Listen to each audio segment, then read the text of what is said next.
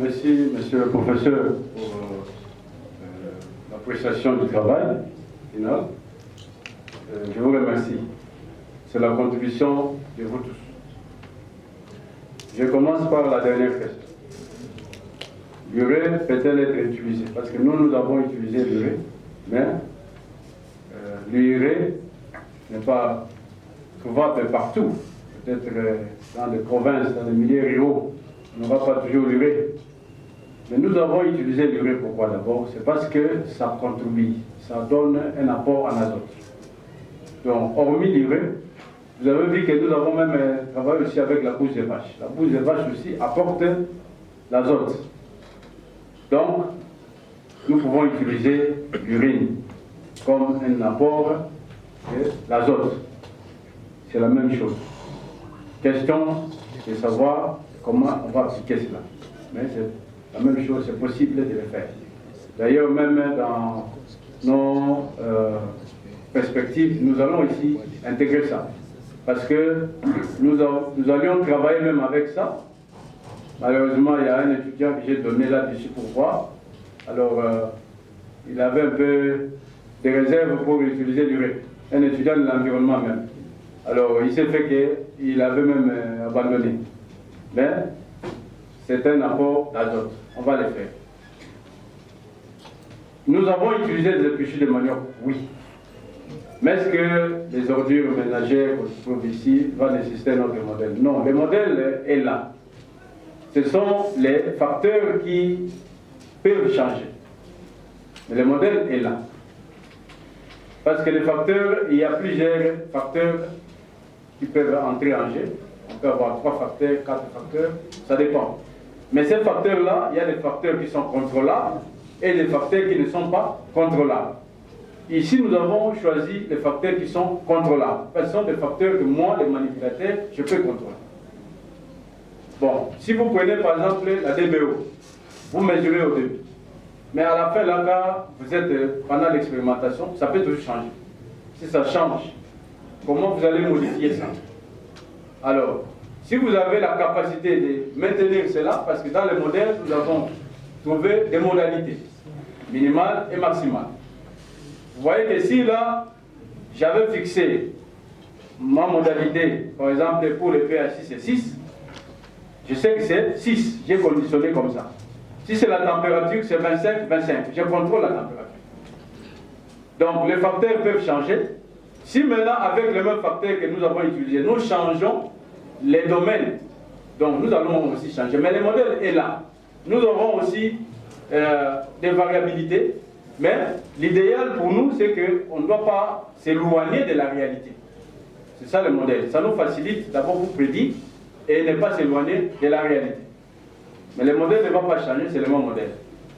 Que ce soit les épluchures, que ce soit le reste des ordures ménagères, ainsi de suite, qu'est-ce qu'il y a dedans là? Vous avez le carbone, vous avez l'azote. Donc quand on fait déjà les essais préliminaires, nous pouvons caractériser, nous avons même montré qu'on a caractérisé avant nos substrats. Si on sait caractériser ça, cette fois-ci c'est la même chose. C'est comme si je sais préparer l'haricot, on me donne les petits pois. Je vais le faire. Donc ça ne va pas nécessiter le changement de modèle, mais ce sont les paramètres que je vais travailler sur ces paramètres. Mais le modèle ici, il est valable. Nous pouvons l'utiliser avec les ordures ménagères. D'ailleurs, ici, c'est un résumé. Parce que nous avons travaillé avec des étudiants. Et ils ont travaillé, on a produit le biogaz à partir des ordures ménagères. Il y a même un qui avait comparé les ordures ménagères et les épluchures de manioc. Mais on ne pouvait pas tout donner ici. Donc, le modèle est là. La technologie, quand on l'a maîtrisée, ce n'est pas un problème. La première question, les liens entre les modèles et les paramètres. Mais les modèles, justement, ça nous aide à étudier l'influence des différents paramètres et les rendements que vous utilisez. Vous étudiez. Donc, si je prends DBO, DB5, ça, ce sont des variables. Donc, ce sont des paramètres que je vais étudier. Maintenant, le modèle va nous aider seulement à voir si la DBO a une influence sur les rendements de biogaz. Avant de faire ça, il faut que déjà, d'emblée, que je sache que oui, la DBO influence d'une manière quelconque les rendements que j'ai besoin. Alors maintenant, je peux varier différents facteurs, ça dépend de moi, mais les modèles, il sera les mêmes. Donc les liens, c'est quoi? C'est que la DBO, les différents paramètres là que vous avez cités, DCO, l'activité microbienne, ce sont des paramètres que nous pouvons varier. Mais les modèles vont nous aider et effectivement à réunir les liens entre ces différents paramètres avec la valeur que moi je recherche. Pour moi, c'est les rendements. Je passe au professeur, au troisième examinateur. Merci, Monsieur le Président. Monsieur Foggy, je suis actuellement impressionné de la façon que vous avez maîtrisé votre travail. Vous l'avez bien exposé. Et je crois que même dans la salle, s'il y a des gens qui ne sont pas des scientifiques, ils pourraient avoir au moins capté quelque chose. Je ne vais pas m'étendre sur les aspects scientifiques, mais je crois que j'avais la même préoccupation que le professeur Vieille sur les déchets. Parce qu'il y a beaucoup de déchets, les déchets qui dérangent, si nous parlons de la ville, ce ne sont pas les épluchures de manioc, mais il y a tant d'autres. Mais vous avez choisi les épluchures de manioc, ce n'est pas mauvais. La première question peut-être, quel peut être les avantages socio-économiques de votre recherche? Notez, veillez à réagir aux occupations du prof Jésuit. Merci, Monsieur le Président. Merci, professeur, pour votre appréciation du travail et de la présentation. Je commence par la première question. Quels peuvent être les avantages socio-économiques de votre recherche? Effectivement, vous voyez ici, nous sommes en ville. Il y a des délestages partout. Et les factures qu'on nous amène de la SNEL est forfaitaire. Parfois, on paye au-delà de ce qu'on pouvait utiliser. Donc, on perd beaucoup d'argent. Et pourtant, pratiquement, on n'utilise pas les pouvoirs communs. Les gens, à ces coûts-là, ils ajoutent l'achat de la braise et qui amène la déforestation. Donc, ce travail ici, exactement, nous aide à trouver la solution à moindre coût. À partir des déchets organiques que l'on jette, qui sont en train d'amener encore des maladies, il est possible de produire le biogaz. Ce produit qui sera obtenu à la maison va vous servir pour la cuisine, va vous servir pour la lumière. Parce que je note qu'il y a même des groupes électrogènes qui fonctionnent avec le biogaz. Donc, je pense que si vraiment nous pouvons prendre ce travail à bras le corps, même la SNEL sera contre nous, entre guillemets, parce que à ce moment-là, il va constater que je peux me déconnecter de son courant, j'aurai la lumière, j'aurai à cuisiner sans problème. Donc, par conséquent aussi, nous n'allons pas jeter les ordures ménagères, nous les ramassons, même devant la parcelle. Alors, vous comprenez qu'on va économiser beaucoup d'argent et ça va donner quelque chose pour les ménages et pour la société. Il y a aussi l'autre question que vous avez posée, l'utilisation de l'urine pour fertiliser le sol. Exactement, je ne vais pas loin, ici en agronomie, il y a même un chef de travaux qui a travaillé sur ça. J'ai son article. Il a pris les urines, il les a conditionnés, je crois, pendant 1 mois. Et puis, on a utilisé ça comme un fertilisateur. Mais moi, je décourage ça, moi, par rapport à ce travail. Parce que si je fais ça, je fertilise les sols. Mais je n'ai pas beaucoup gagné. Par contre, si je peux utiliser cette urine-là pour produire le biogaz, je vais gagner en même temps l'énergie, en même temps, je vais encore fertiliser les sols. Mais si je prends les urines, je fertilise directement les sols, je n'ai pas gagné l'énergie. J'ai simplement gagné la production. Vous voyez que là, c'est comme faire une pierre deux coups. Donc je pense que c'est faisable, ça se fait déjà, même à l'est du pays, on le fait déjà.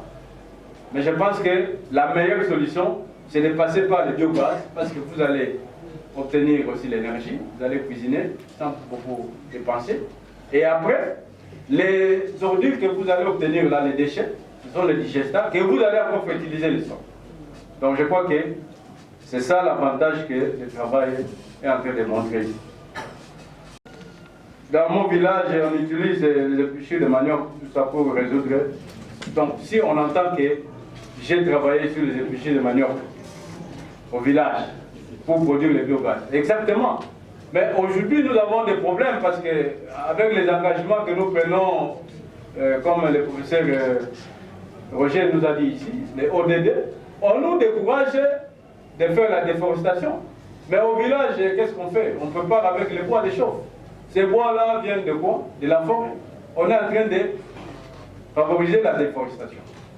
Donc je pense que s'ils entendent que les épluchures de manioc peuvent être utilisées pour produire le combustible, et surtout on peut les faire chez soi, je crois que ça sera... Parce que là, même les mamans qui vont prendre ces bois-là, elles font des kilomètres pour prendre ces bois-là avec toute la charge là pour venir avec ça à la maison. Donc je pense qu'ici, d'abord ça ne va pas peser, mais on produit le combustible sans pouvoir déranger la forêt. Donc je crois qu'ils seront très contents. Et moi je dois les encourager. Il faut même que je puisse les initier à les faire pour qu'ils ne vont plus porter des charges pour chercher les bois des choses.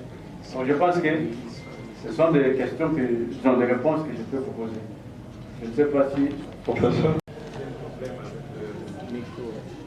Je m'attendais à votre réponse sur l'utilisation, remplacement de biogaz par les autres, par le courant produit par SNEL. Le seul problème, c'est que à ce stade, vous n'avez pas fait des études comparatives. Qu'est-ce qui serait peut-être avantageux pour les utilisateurs? Je ne dis pas que vous n'allez pas répondre, hein, mais ce sont des interrogations qu'il faut se poser. Est-ce qu'en utilisant votre méthode, peut-être au village ça pourrait marcher, mais est-ce qu'en ville ça va marcher? Où est-ce qu'on va trouver les épluchures de manioc pour que la population en ville puisse remplacer le courant produit par SNEL par votre méthode? Alors il y a encore beaucoup de... Il fallait un peu peut-être des réserves avant d'affirmer que ça sera moins cher que ce qui est produit par la SNEL. Monsieur le Président, je vous remercie. Avant de passer au promoteur, il faudrait que je me donne moi-même la parole parce que je suis président du jury, c'est vrai, mais je suis aussi examinateur. J'ai 3 préoccupations. Ma première, parmi les paramètres étudiés pour optimiser les rendements, pourquoi pensez-vous que le pH n'est pas déterminant? Et pourtant, c'est un des paramètres très importants qui doit être contrôlé lors de la biométhanisation. Ma deuxième question. Dans les processus de la biométhanisation, quelle est l'importance du rapport carbone-azote? Qu'adviendrait-il s'il est supérieur ou inférieur à la moyenne acceptable?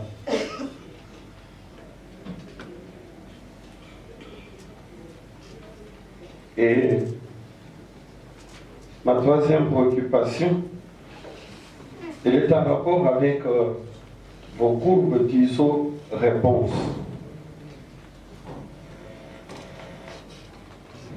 Les valeurs optimales ou les optimums que vous obtenez sont-ils une plage de valeurs ou bien il s'agit de valeurs uniques? Voilà mes trois préoccupations. Vous avez la parole. Merci, Monsieur le Président, pour la parole. Alors, je commence par la première question. Parmi les paramètres étudiés, pourquoi le pH n'est pas un paramètre très déterminant? Donc, je note ici que le pH que nous avons étudié, c'est le pH initial. Parce que nous avons travaillé avec les digesteurs en batch.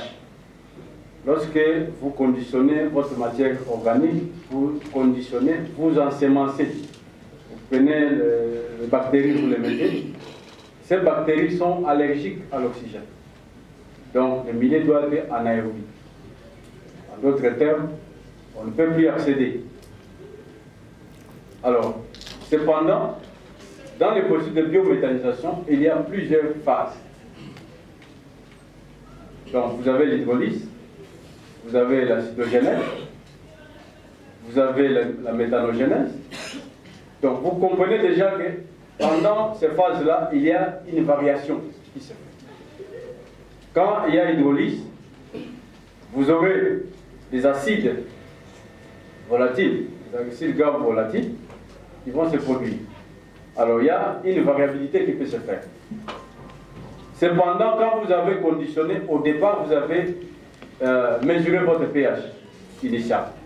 Mais lorsque le processus va continuer là à l'intérieur, donc, c'est difficile, ça ne va pas rester à cette valeur-là. Ça peut toujours fluctuer. À ce moment-là, vous comprenez que le pH peut monter, peut descendre. Le milieu peut devenir basique ou acide. Et ça dépend parce que ce pH-là dépend aussi des autres paramètres comme le taux de charge.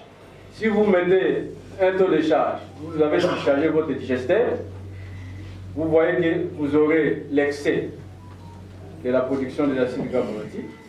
Ce qui va arriver, c'est quoi? Le pH peut baisser en dessous de 6. Ce qui va amener, le milieu devient acide et les bactéries ne peuvent pas survivre. Alors, vous voyez la beauté de la mathématique, c'est que la science ne trompe pas. En faisant les tests mathématiques, on a compris que oui, cela ne veut pas dire que les pH n'interviennent pas. Oui, ça intervient. Mais son influence n'est pas significative. Ce n'est pas vraiment très, très poignant par rapport aux autres paramètres. Donc, il intervient, il a une certaine influence, mais qui est minimale, un peu minimisée. Donc, ce qui fait que ce n'est pas vraiment un paramètre déterminant. Parce que vous pouvez mesurer, au départ, le pH, vous dites que c'est bon, c'est 7. Mais si vous avez surchargé votre digesteur, à un moment donné, le processus sera bloqué. Donc, vous allez vous poser la question, mais le pH était bon. Mais si vous mesurez, vous allez voir que le pH n'est plus celui que vous avez mis au départ.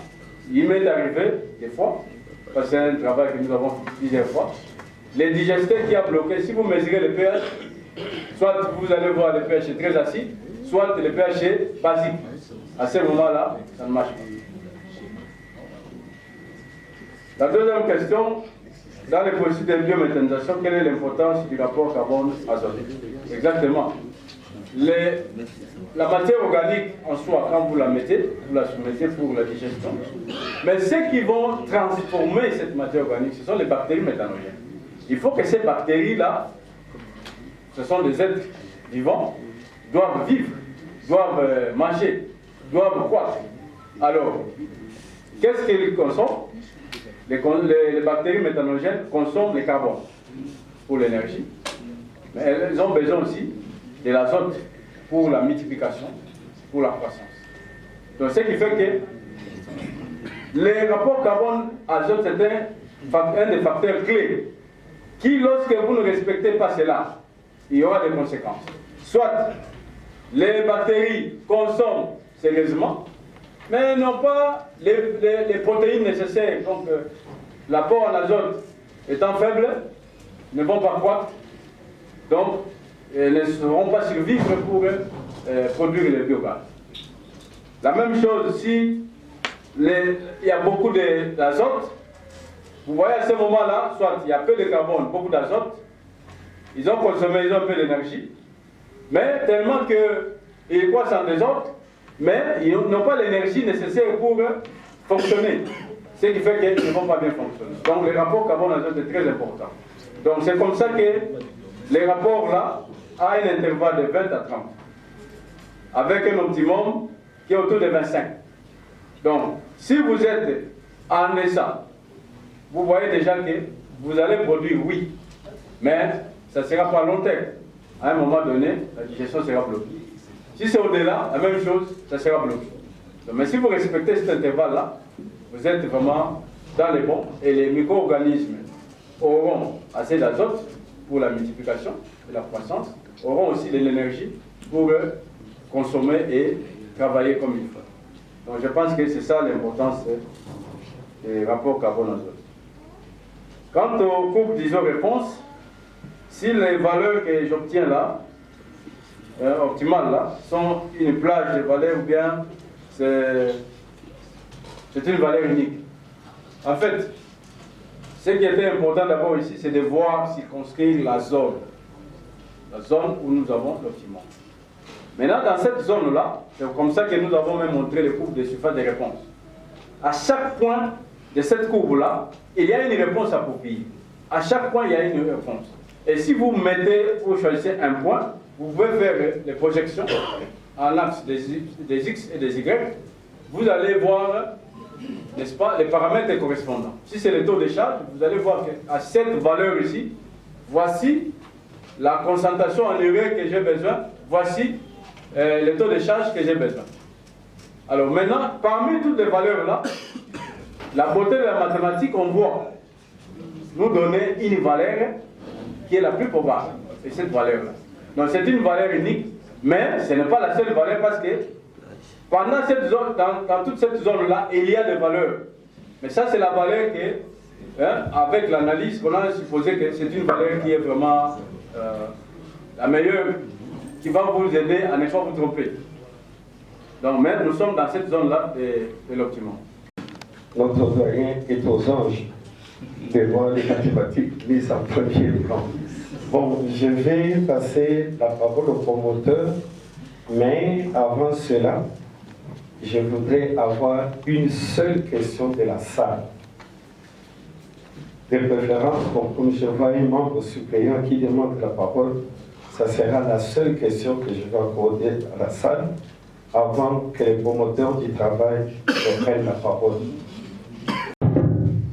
Merci, Monsieur le Président, pour la parole. Tim, je vais me joindre à tous les secteurs pour te féliciter. Tu as fait vraiment un travail remarquable et un travail qui doit réellement servir à beaucoup d'histoire et vraiment un travail de haute facture. Nous avons discuté pendant longtemps depuis ton DA.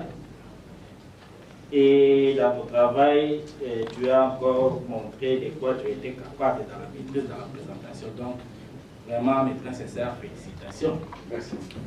Toutefois, je suis un peu insatisfait parce que dans ton travail, la clé de voûte, le composant le plus important, c'est l'urée. Ce n'est même pas les épaisseurs de manioc, car quand tu vois la quantité de l'urée que tu as utilisée, c'est pratiquement une quantité insignifiante par rapport à si on suit l'ordre de grandeur, ainsi de suite. Mais comme je t'ai toujours demandé, il faut que tu essaies un peu d'approfondir sur ces points-là. Pourquoi? Parce que j'ai lu ton travail plusieurs fois avec beaucoup d'intérêt, mais tu n'as pas réussi toujours à nous montrer le rôle de l'urée. dans tous ces processus-là. Moi et toi, nous faisons les mécanismes réactionnels. Tu n'as pas réussi à nous montrer à quelle étape intervient exactement cet ingrédient magique. Puisque l'utilisation des l'urée dans ces processus n'est pas ton idée, tu as appliqué ça quelque part, est-ce que tu peux nous dire l'histoire de l'urée dans la production des biogaz? Merci beaucoup, monsieur le professeur, mon maître, pour la question. La beauté de la chimie, c'est que lorsque on nous donne une formule, on doit savoir les éléments qui constituent cette formule. Donc, dans l'urée, je vois le carbone, je vois l'azote, je vois l'hydrogène. L'histoire de l'utilisation de l'urée, nous avons lu par la littérature. Il y a nos prédécesseurs qui ont travaillé, ils ont utilisé l'urée en mélange avec les maniocs. Là, c'était les maniocs, les tubercules de manioc. Ils ont produit le biogaz en utilisant les tubercules de manioc et l'urée. Nous nous sommes dit, mais ça, c'est une compétition. Parce que les maniocs, pour nous, ici, c'est l'aliment de base. Comment est-ce que je peux produire les biogaz avec les tubercules de manioc? Non, là, ça ne passera pas. Nous nous sommes dit, mais pourquoi ne pas s'intéresser aux épluchures qu'on jette là? C'est ce qui a fait que nous avons utilisé les épluchures de manioc avec l'urée. D'ailleurs, quand nous avons produit cet article-là, c'était l'article le plus lu. Et jusqu'aujourd'hui, on m'écrit toujours, on a lu tout ça. Et même c'était. C'est ce qui a suscité, parce que même nous-mêmes, quand on a fait, on minimisait. On a publié, oui, mais on ne comprenait pas. Mais c'est quand les gens, les scientifiques ont commencé à nous écrire, à s'intéresser à ça, on était surpris, on dit, mais ça, c'est quelque chose, on ne comprenait pas. Donc, nous avons utilisé l'urée. Alors, à quelle étape ça intervient? C'est vrai que là, c'est pas pour rien parce que les études ne vont pas se terminer ici. Ça, c'est juste les commencements. Nous avons encore tout le temps d'approfondir pour voir à quelle étape. Mais ce que nous sachons, c'est que dans l'étape, disons dans la biométhanisation, il y a la première étape qui est l'hydrolyse. Donc, c'est à ce moment-là que ce soit la matière organique, passe toujours d'abord par l'hydrolyse. Parce que là, vous avez des polymères, à partir de l'hydrolyse, ça découpe pour avoir des petites molécules. Ce sont ces molécules-là, les sucres, que vous allez obtenir, qui seront transformées. La même chose, l'urée aussi va subir cette hydrolyse, afin de libérer l'azote. Donc, à partir de l'hydrolyse, nous allons maintenant libérer l'azote qui est dans l'urée. Et cet azote sera disponible dans le milieu pour que les bactéries méthanogènes puissent les prendre facilement. D'ailleurs, même lorsque nous avons fait notre DEA, nous avons même comparé avec l'ajout de la bouse des vaches et les épluchures de manioc. D'une part, nous avons fait les épluchures de manioc et l'urée. Nous avons compris que l'urée produisait l'azote, la bouse des vaches également l'azote, mais l'azote qui était produit par l'urée, parce que déjà, il était disponible, c'est que les bactéries pouvaient facilement, n'est-ce pas, prendre cet azote-là que l'azote qui était dans la bouse des vaches, parce qu'il fallait encore d'autres processus pour qu'il soit disponible. Donc je pense que la rapidité, même quand vous travaillez avec l'urée, vous voyez que c'est plus rapide, les bactéries méthanogènes peuvent facilement avoir accès à l'azote produit par l'urée que par la bouse des vaches. Mais, dans tout ça, comme il y a le carbone et l'azote et l'hydrogène, c'est que nos bactéries ont besoin, plus c'est l'azote ici. Parce que déjà dans les épluchures de manioc, il y a aussi l'azote. Mais la teneur est très faible. Sinon, on ne peut même pas ajouter l'urée ici. C'est pour cette cause-là que nous avons fait. Et même ce qui nous intéresse ici, c'est qu'on n'en a pas besoin de beaucoup. Parce que quand nous avons varié les concentrations, nous sommes allés à 0,01, nous sommes allés à 0,03, voire que plus nous montons, donc les rendements diminuent. D'ailleurs, même avec les plans composites centrés, on est allé même un peu plus bas, à une concentration de 0,0017. Donc vous comprenez que l'avantage que nous avons, on utilise juste une petite quantité, une concentration très faible, mais ça nous donne des résultats extraordinaires. Mais dans tout ça, c'est l'apport de la vie. Mais je crois que je me soumets, comme les recherches vont continuer, nous allons maintenant introduire d'autres méthodes. C'est fantastique ce que tu veux comme... En tant que chimiste organicien, est-ce que l'urée là ne joue pas un rôle catalytique? Tu n'as pas vérifié ça. Parce que tel qu'elle est ajoutée, la petite quantité là seulement, et puis ça modifie efficacement. Est-ce qu'il n'a pas un rôle catalytique à part l'apport de l'azote? Monsieur le professeur, je crois que c'est là même le début de la recherche. Donc, on voit ici, c'est ça. Bon, avant de passer la parole au professeur, spécialiste, président des séances, des grands spécialistes de manioc aussi. C'est juste pour dire qu'il faut respecter le temps. Merci. Je ne peux pas intervenir ici comme spécialiste, on va parler dans les couloirs. D'accord. Ok, je passe la parole au professeur. On a demandé que je fasse. Bon, je dois quand même remercier Timothée pour ton travail. C'est difficile de faire la recherche dans ce pays. Je félicite tous ces gens qui arrivent à faire des thèses dans notre pays, puisqu'ils ne sont pas financés. Et les thèses en sciences demandent beaucoup d'argent pour faire l'expérience. Là, je te félicite. Je te félicite aussi d'avoir eu le courage de travailler avec les mathématiciens. Je crois que cela prouve que la recherche scientifique doit devenir transdisciplinaire. Pluridisciplinaire, c'est là où on trouve des solutions. Et je crois que le mathématique, c'est vraiment la science au-dessus de tout. Il faut travailler avec eux pour résoudre des problèmes. Ce que je dois dire, ce travail résout un problème très spécifique.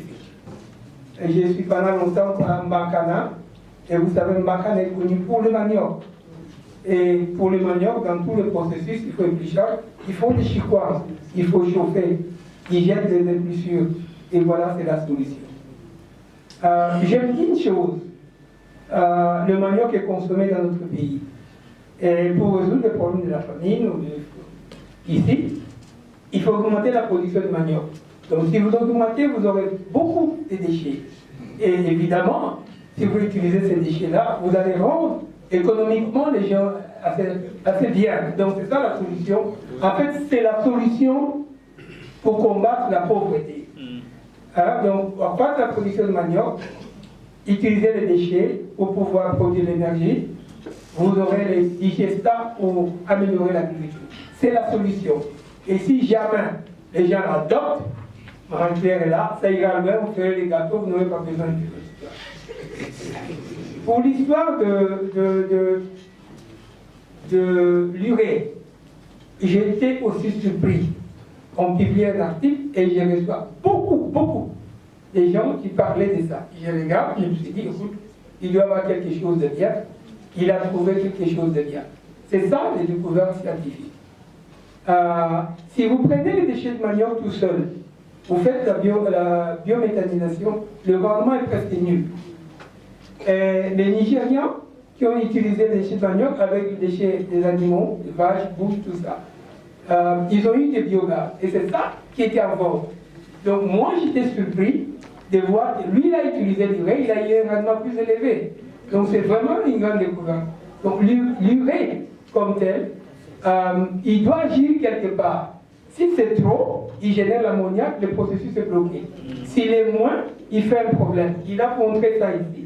Vous avez 0 et 0 quelque part. Donc il faut une quantité critique. Et c'est par hasard lui a trouvé cette quantité critique-là. Donc il était là d'une manière hasard. Dieu merci avec le mathématicien, ils sont arrivés à trouver quelque chose de bien. Je crois que c'est tout ce que je peux dire sur ton travail, je te félicite. Et j'espère que tu vas continuer à travailler pour résoudre les problèmes de la société. Là, c'est un petit problème résolu qui peut avoir beaucoup d'implications. Est-ce qu'il y aura des gens qui ont de l'argent qui vont mettre sur les jeux, on applique ce qu'il a trouvé? Ça, c'est la question que je vous pose. Merci. Merci. Merci, secrétaire général de la recherche. Le jury a terminé d'examiner le récipiendaire.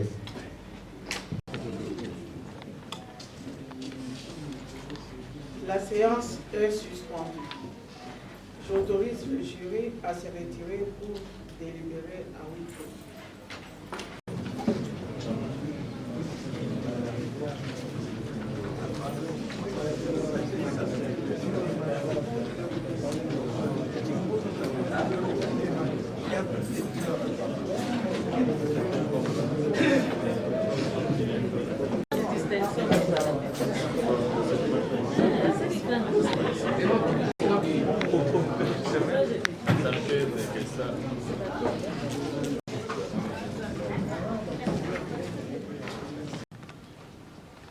La séance est réouverte. J'accorde la parole au président du jury pour la proclamation des résultats. Les résultats. Les jurys chargés de procéder à l'organisation de l'épreuve de thèse de doctorat en sciences a examiné la thèse présentée par le candidat, Monsieur le chef des travaux Timothée Nkodi Mananga, en vue de l'obtention du grade de docteur en sciences. Après délibération à huis clos, le jury a pris la décision suivante. Monsieur le chef des travaux, Timothée Nkodi Mananga, a réussi avec la mention grande distinction. Nous invitons le recteur de l'Université de Kinshasa à conférer le grade de docteur à Kinshasa le 15 septembre 2023. Le président du jury, professeur Kayembe Sungula. Nous, professeur Marie-Claire Yanjo Dalejou, secrétaire général à la recherche, agissant au nom du recteur de l'Université de Kinshasa, vu le procès verbal du jury chargé de procéder à l'examen de la thèse de monsieur le chef de travaux, Mathieu Timothée Nkodi Mananga, en vue de l'obtention du grade de docteur en sciences, attendu que toutes les prescriptions de l'ordonnance loi numéro 081-026 du 3 octobre 1981, telles que modifiées à ce jour relatives à la collation des grades académiques ont été respectées, conférant au candidat précité le grade de docteur en sciences, en foi de quoi nous lui remettons le présent diplôme et les insignes de l'université et déclarons qu'il a la jouissance de tous les droits et avantages attachés au grade académique obtenu, conformément à l'ordonnance loi dont référence ci-haut. Fait à Kinshasa le 15 septembre 2023, pour le recteur de l'Université de Kinshasa, la secrétaire générale à la recherche, Marie-Claire Yanjo Dalejou, professeur ordinaire.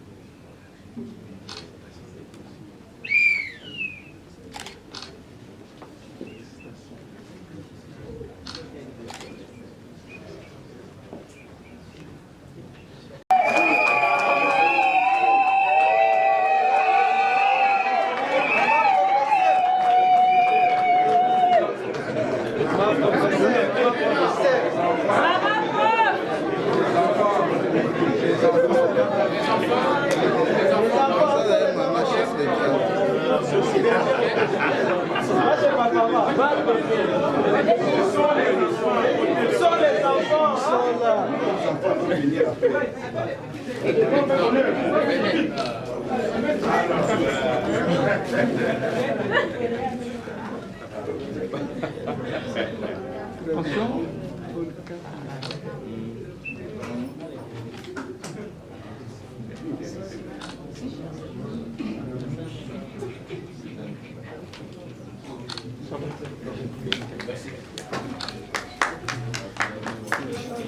Suivre successivement les mots de circonstance qui a donné les capacités, l'intelligence et l'inspiration pour réaliser ce travail.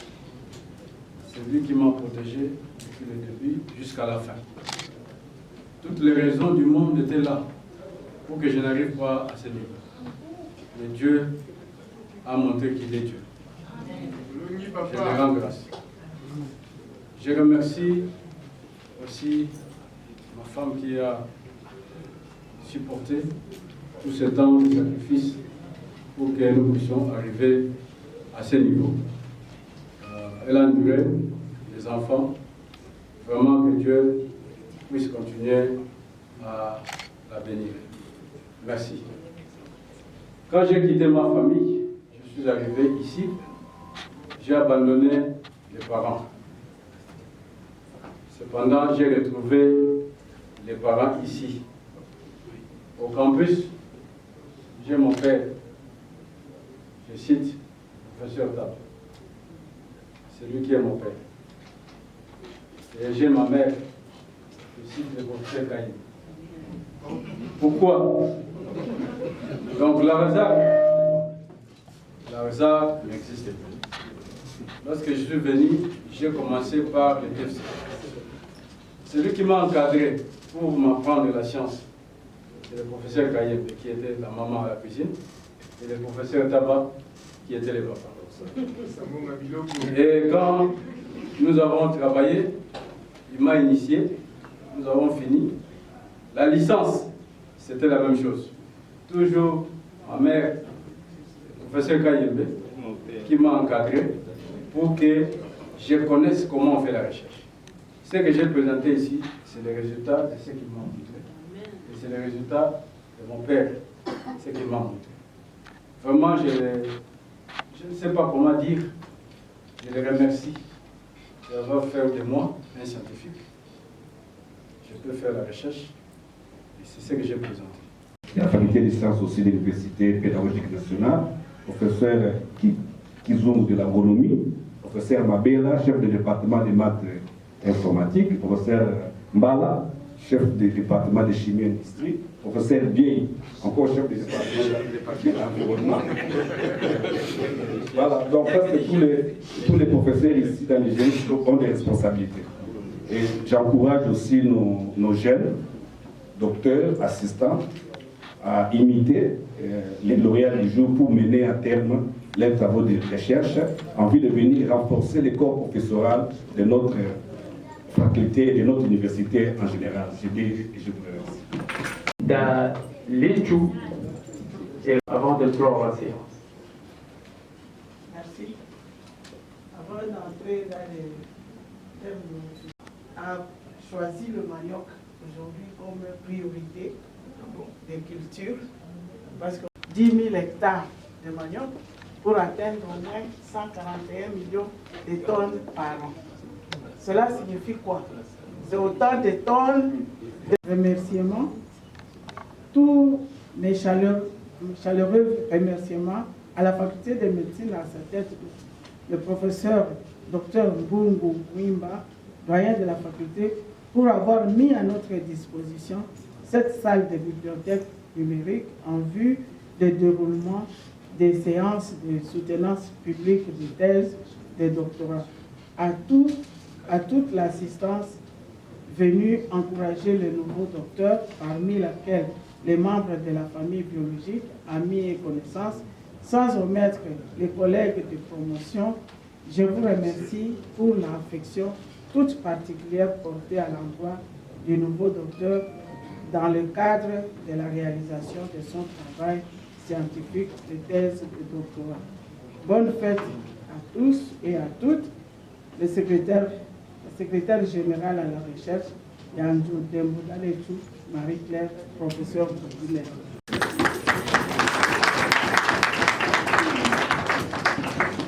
Clôture de la cérémonie. La séance académique de soutenance des thèses et doctorats en sciences est clôturée et levée.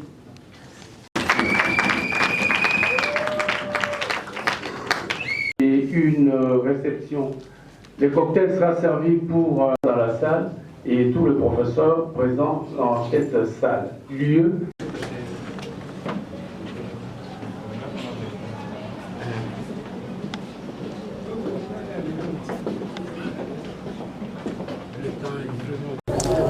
Les récipiendaires a travaillé sur le déchet de manioc.